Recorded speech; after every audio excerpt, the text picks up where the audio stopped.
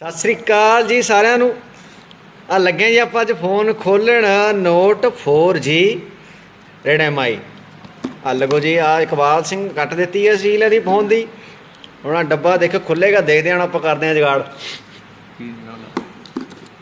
ਹਾਂਜੀ ਹਾਂਜੀ ਖੋਲੋ ਜੀ। ਹਾਂ ਇੱਦਾਂ ਕਰਕੇ ਖੋਲ੍ਹ ਲੈਣਾ ਜੀ ਡੱਬਾ ਆਪਾਂ। ਹਾਂਜੀ ਬਿਲਕੁਲ ਪਿਆਰ ਦੇ ਨਾਲ, ਤੋੜਨਾ ਨਹੀਂ ਆਪਾਂ ਨੇ ਕੁਛ ਵੀ ਹੈਗਾ। ਆ ਕੱਟ ਦਿੱਤਾ ਗਿਆ ਜੀ। ਲੋ ਜੀ, ਉਸ ਤੋਂ ਬਾਅਦ ਇਹ ਆ ਗਿਆ ਜੀ ਫਲਿੱਪਕਾਰਟ ਵੱਲੋਂ ਭੇਜਿਆ ਗਿਆ online package.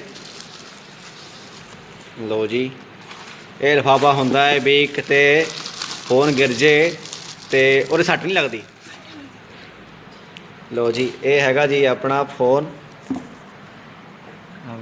Note Redmi note 4। ਇਹ ਡਿਊਲ ਸਿਮ ਹੈ ਜੀ, ਅਤੇ FDD ਅਤੇ LTE ਸਾਰੇ 4G ਵਗੈਰਾ ਸਾਰੇ ਚੱਲਦੇ ਨੇ ਜੀ ਇਹਦੇ 'ਚ। ਲਓ ਜੀ, ਹੁਣ ਆਪਾਂ ਲੱਗੇ ਹਾਂ ਜੀ ਖੋਲ੍ਹਣ।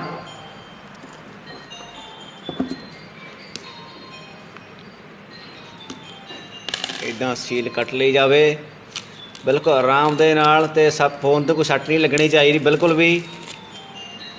ਲਓ ਜੀ, ਇਹ ਹੈਗਾ ਜੀ ਫੋਨ। ਅੱਗੇ ਆਪਾਂ ਲਾਂਚ ਹੀ ਕਰਨ ਲਾ ਲਓ ਨਵਾਂ ਦਾ। ਕਿਹਦਾ ਫੋਨ ਆ ਰਿਹਾ?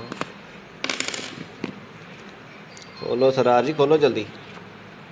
ਆ ਲਓ ਜੀ, ਇਹ ਆ ਗਿਆ ਜੀ ਬ੍ਰੈਂਡ ਨਿਊ ਫੋਨ, ਬਿਲਕੁਲ ਨਵਾਂ ਬਲੈਕ ਕਲਰ ਦਾ ਫੋਨ, ਕਾਲੇ ਰੰਗ ਦਾ, ਜਿਹਨੂੰ ਪੰਜਾਬੀ 'ਚ ਕਹਿੰਦੇ ਹਾਂ ਆਪਾਂ।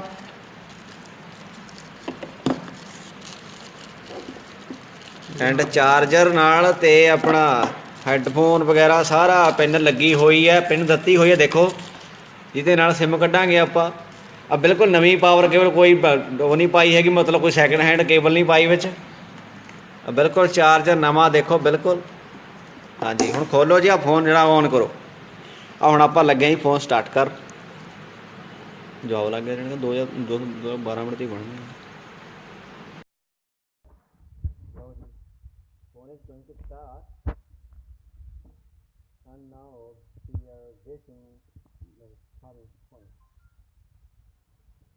ਲਓ ਜੀ, ਆਪਾਂ ਫੋਨ ਦਾ ਥੱਲੇ ਉਸ ਤੋਂ ਬਾਅਦ ਕਰਨਾ ਜੀ ਇੰਗਲਿਸ਼ ਸਿਲੈਕਟ ਕਰਨੀ, UK the Kingdom, British, and ਉਸ ਤੋਂ ਬਾਅਦ ਆਪਣਾ ਇੰਡੀਆ। ਹਾਂਜੀ ਓਕੇ ਨੈਕਸਟ ਕਰੋ ਜੀ। ਉਸ ਤੋਂ ਬਾਅਦ ਦੇਖਦੇ ਹਾਂ ਹੁਣ ਕੀ ਜਾਂਦਾ।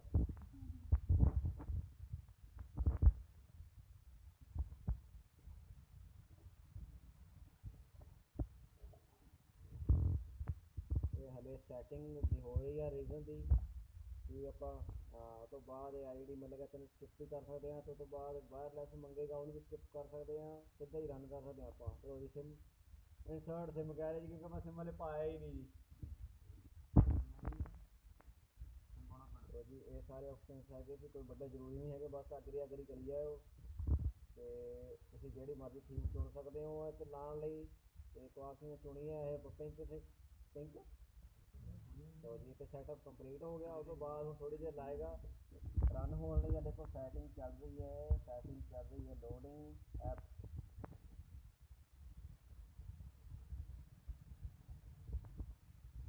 ਇਹ ਸਾਰਾ ਕੰਮ ਹੋ ਰਿਹਾ ਜੀ ਚੰਡੀਗੜ੍ਹ ਯੂਨੀਵਰਸਿਟੀ ਦੇ ਵਿੱਚ।